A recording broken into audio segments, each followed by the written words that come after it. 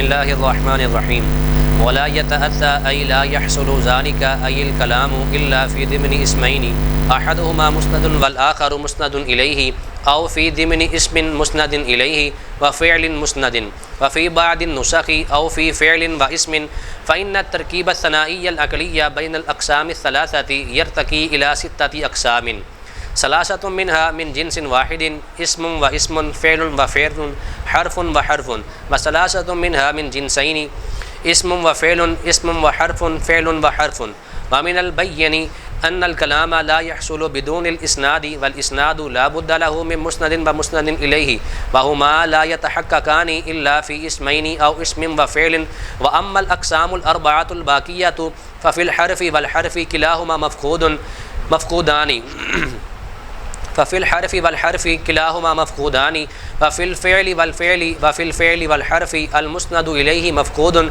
وفي الاسم والحرف أحدهما مفقود فإن الاسم إن كان مسندا فالمسند إليه مفقود وإن كان مسندا إليه فالمسند مفقود ونحو يا زيد بتقدير أدعو زيدا فلم يكن من تركيب الحرف والاسم بل من تركيب الفعل والاسم الذي هو المنوي في أدعو وهو أنا. بسم اللہ الرحمن الرحیم ولا يتأتى أي لا يحصل ذلك أي الكلام إلا في ضمن اسمين أحدهما مسند والآخر مسند إليه ولا يتأتى ذلك متن کی اس عبارت سے شیخ ابن حاجب کی غرض کلام کی تقسیم کرنا کہ کلام دو اسموں سے حاصل ہوتا ہے یا ایک اسم اور ایک فعل سے. دو اسموں سے حاصل ہو تو اس کو جملہ اسمیہ کہتے ہیں، ایک اسم اور ایک فعل سے حاصل ہو تو اس کو جملہ. اب آ جائیں جی شرح کی طرف. تو علامہ شارح جامی فرماتے ہیں ولا یتأتی ای لا یحصل. لا یتأتی کی تفسیر شارح جامی نے لا یحصل سے کی ہے، تو لا یحصل سے کر کے غرض شارح کے اعتراض کا دینا ہے. اعتراض سے پہلے ترکیب سنیں. ترکیب یہ ہے لا یتأتی فعل ہے اور ذالک جو ہے یہ اس کا کیا ہے؟ فاعل ہے. ذالک اس میں اشارہ کا مشار الیہ کلام ہے. تو اب ترجمہ یہ بنے گا کہ اور وہ یعنی کلام نہیں آتا، وہ کلام. تو اس پر اعتراض یہ ہوتا ہے یہ یتا اس کا مجرد کیا آتا ہے؟ اتیان. عطا یاتی اتیان، اور اتیان کا معنی ہے آنا. تو اب مطلب ہوگا کلام نہیں آتا. تو آنا جو ہے یہ خاصہ کس کا ہے؟ زیرو کا، جاندار کا. یہ آنا، یہ جانا، یہ سونا، یہ جاگنا، یہ اٹھنا، یہ بیٹھنا، یہ چلنا پھرنا، یہ کس کا خاصہ ہے؟ زیرو کا خاصہ ہے. تو کلام تو زیرو نہیں ہے. تو یہ کہنا جی کلام نہیں آتا، اس اتیان کے نسبت کلام کی طرف یہ کرنا درست ہے. تو علامہ شارح جامی نے اس کا یہاں سے جواب دیا اے لا یحصل، کہ اتیان جو ہے اس کو دیکھیں گے کہ اس کا اسناد ذوی العقول کی طرف، جاندار کی طرف ہے یا غیر جاندار کی طرف ہے. اگر جاندار کی طرف ہو تو اس سے مراد ہوتا ہے المشی بالاقدام، قدموں پر چلنا یعنی آنا. اور اگر اس کی نسبت کس کی طرف ہو؟ جس طرح یہاں کلام کی طرف ہے جو کہ غیر جاندار ہے، تو پھر اس سے مراد حصول ہوتا ہے. کیا ہوتا ہے؟ تو علامہ شارح جامی فرماتے ہیں لا یحصل، وہ کلام نہیں آتا یعنی کلام حاصل، تو حصول یہ غیر زیرو کا بھی ہوتا ہے. لہٰذا اب لا یتأتی جب لا یحصل کے معنی میں ہوگا تو اس کا اسناد کلام کی طرف کرنا بالکل درست ہوگا. اس کے بعد شارح جامی فرماتے ہیں ذالک ای الکلام، غرض شارح ذالک اس میں اشارہ کا مشار الیہ بیان، کیونکہ پیچھے کلام کے تعریف میں تضمن اور اسناد ہے. تو شارح نے اشارہ کر دیا کہ اس کا جو مشار الیہ ہے نا ذالک، وہ نہ تضمن ہے نہ اسناد ہے، بلکہ ان دونوں سے جو آگے ہے نا بعید کلام، وہ اس کا کیا ہے؟ مشار الیہ ہے. اس کے بعد علامہ شارح فرماتے ہیں الا فی ضمن اسمین. مٹائیں جی. اب متن ہے الا فی اسمین، الا فی اسمین او اسم و فعل. اچھا، درمیان میں علامہ شارح جامی نے اسمین سے پہلے اور فی کے بعد لفظ ضمنی جو ہے یہ داخل کیا ہے، یعنی مضاف مقدر اس سے پہلے نکالا ہے، اور اسی طرح یہاں بھی لفظ ضمنی مضاف مقدر نکالا ہے۔ تو اس لفظ ضمن نکال کے غرض شارح کے اعتراض کا دینا ہے۔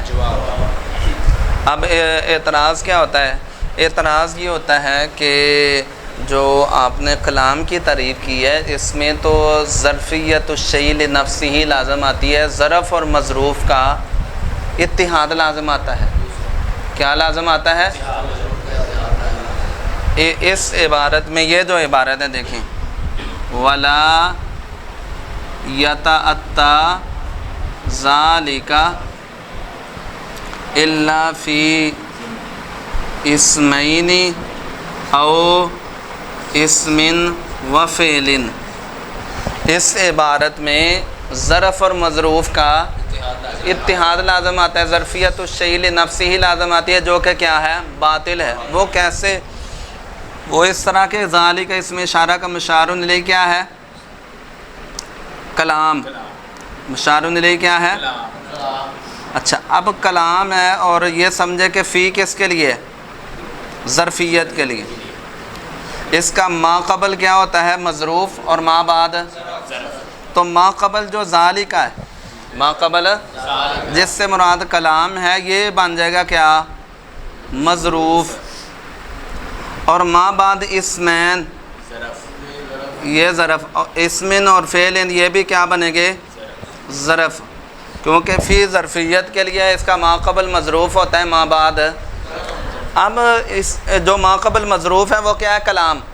اس کے نیچے آپ رکھیں زید قائم، زید قائم کلام ہے کہ نہیں؟ کلام ہے۔ آپ اس کے نیچے کیا رکھیں؟ زید قائم۔ اسمین کے نیچے بھی لکھیں، دو اسم لکھیں، مثلا زید قائم، اور اسم اور فعل کے نیچے لکھیں قام زید، قام۔ اچھا، اب دیکھیں مظروف بھی وہی ہے، ضرب بھی، مطلب یہ ہوگا کہ وہ دو اسم حاصل نہیں ہوتے مگر دو اسموں میں، زید قائم، یہ بھی سمجھ آ گئی، مظروف بھی زید اور ضرب بھی، مظروف بھی قام زید اور ضرب بھی۔ تو اب اس کا مطلب یہ ہوگا دو اسم حاصل نہیں ہوتے مگر دو اسموں میں، یا وہ ایک اسم اور ایک فعل جو ہے وہ حاصل نہیں ہوتا مگر کچھ بلے پڑا کہ نہیں؟ تو مظروف بھی وہی، ضرب بھی وہی، ظرفیت الشیء لنفسہ ہی لازم آئی۔ یہ اس صورت میں آسانی کے لیے سمجھنے کے لیے آپ کلام کے نیچے بھی لکھ دیں زید قائم اور قام زید، اور اسمین کے نیچے لکھ دیں زید قائم، اور اسم فعل کے نیچے لکھ دیں قام زید، تو مظروف بھی وہی، ضرب بھی وہی۔ تو اس کا یہاں سے دیا، اس کا جواب یہ دیا کہ یہ ظرفیت الشیء لنفسہ ہی نہیں ہے، بلکہ یہ ظرفیت الخاص للعام ہے، ظرفیت الخاص، یعنی مظروف جو ہے وہ مظروف کلام، مظروف یہ عام ہے، اور ظرف اسمین زید قائم یہ کیا ہے؟ خاص۔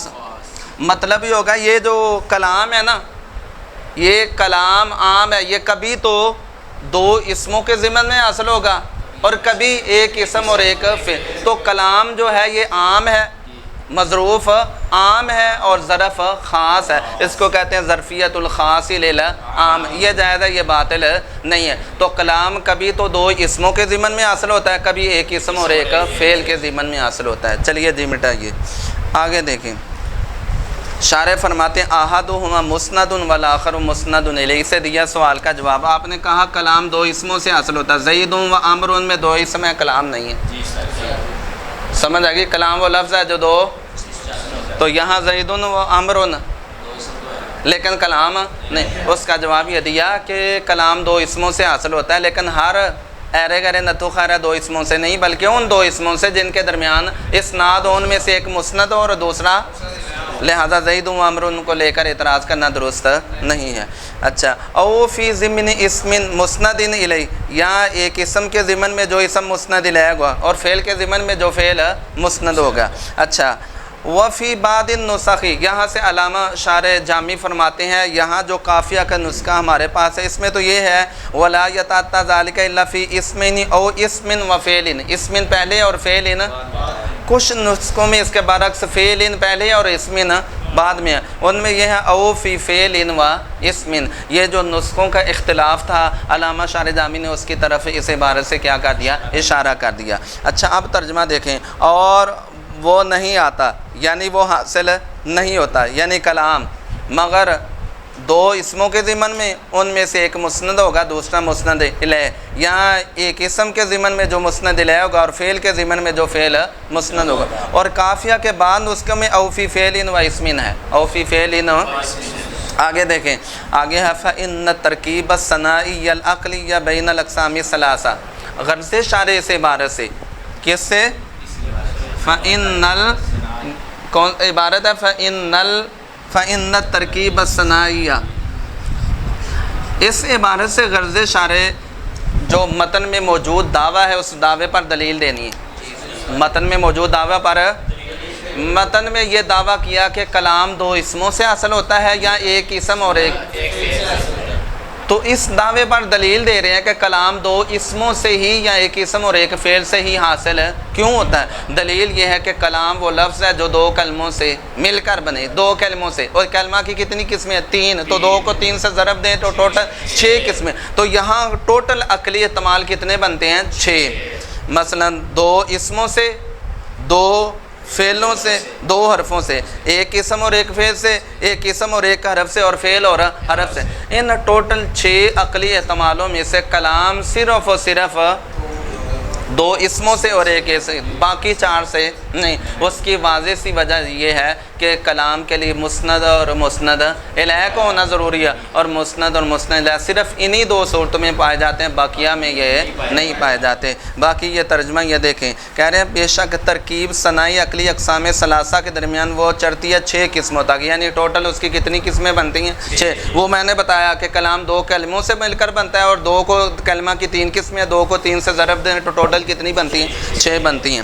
اچھا، آگے کہتے ہیں 3 ایک ہی جنس کے، ایک اسم اور اسم، فعل اور فعل، حرف اور حرف، اور 3 دو جنسوں کی، اسم اور فعل، اسم اور حرف، فعل اور فعل اور حرف۔ وَمِنَ الْبَيِّنِ، کہتے ہیں یہ ظاہری سی بات ہے، سرسری سی بات ہے کہ کلام بغیر اسناد کے حاصل نہیں ہوتا، اور اسناد کے لیے مسند اور مسند الیہ کا ہونا ضروری ہے، اور مسند اور مسند الیہ دونوں یا تو دو اسموں کے ضمن میں پائے جاتے ہیں یا ایک اسم اور ایک فعل کے ضمن میں پائے جاتے ہیں۔ اب اس کی اما کے ذریعے تفصیل کر رہے ہیں، کہتے ہیں بہرحال باقی جو 4 اقسام ہیں، دو اسموں کو نکال لیا اور ایک اسم اور ایک، باقی جو 4 اقسام ہیں ان کا جائزہ لے رہے ہیں۔ کہہ رہے ہیں 2 حرف ہوں تو ان کے اندر نہ مسند الیہ ہونا پایا جاتا ہے نہ مسند ہونا، ٹھیک ہے۔ اگر 2 فعل ہوں تو ان میں صرف مسند ہونا پایا جاتا ہے، مسند الیہ ہونا۔ اسی طرح فعل اور حرف ہو تو اس میں بھی جناب والا صرف مسند ہونا پایا جائے گا، مسند الیہ ہونا پایا نہیں جائے گا۔ اسم اور حرف ہو تو اس میں اگر اسم مسند ہو تو مسند الیہ ہونا نہیں پایا جائے گا، اگر اسم مسند الیہ ہو تو مسند ہونا نہیں پایا جائے گا۔ ترجمہ دیکھیں، بہرحال بقیہ 4 قسمیں تو بس حرف اور حرف میں دونوں مفقود ہوں گے، اور فعل اور فعل میں، فعل اور حرف میں مسند الیہ ہونا مفقود ہوگا، اور اسم اور حرف میں ان میں سے ایک مفقود ہوگا کہ بے شک اسم اگر مسند ہو تو مسند الیہ ہونا مفقود ہوگا، اور اگر اسم مسند الیہ ہو تو مسند ہونا مفقود ہوگا۔ چلیے جی، سمجھ آ گئی۔ تو اس لیے کلام صرف اور صرف انہی 2 قسموں سے حاصل ہوتا ہے، اس کے علاوہ بقیہ سے حاصل ہے۔ اچھا، اس کے بعد کہہ رہے ہیں وَنَحْوُ یا زیدو، مٹاؤ وَنَحْوُ یا زیدو، غرض شارح کے اعتراض کا سادہ سا ہے۔ آپ نے کہا جی کلام 2 اسموں سے یا ایک اسم ہو رہے، یا زیدو تو کلام ایک حرف اور ایک اسم سے حاصل ہو رہا ہے، تو اس کا جواب یہ دیا یہاں یا بمانا ادعو ہے، لہٰذا یہ ایک اسم اور حرف سے حاصل نہیں ہو رہا بلکہ فعل اور اسم سے حاصل ہو رہا ہے۔ کس سے؟ فعل ادعو فعل اور اسم اس کے اندر آنا، ٹھیک ہے، سمجھو منوی ہے آنا، وہ تو ایک اسم اور ایک فعل سے حاصل ہو رہا ہے، نہ کہ ایک حرف اور ایک فعل سے۔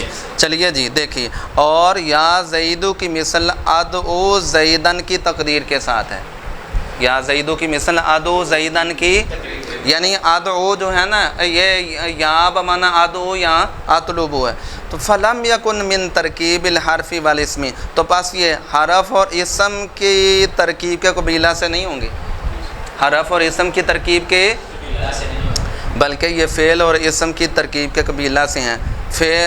اسم الذی هو المنوی، اسم وہ جو منوی ہے، فی ادعو ادعو کے اندر، وہ آنا، اور وہ کیا ہے؟ آنا ہے، تو ایک فعل ہو گیا اور ایک اسم ہو گیا۔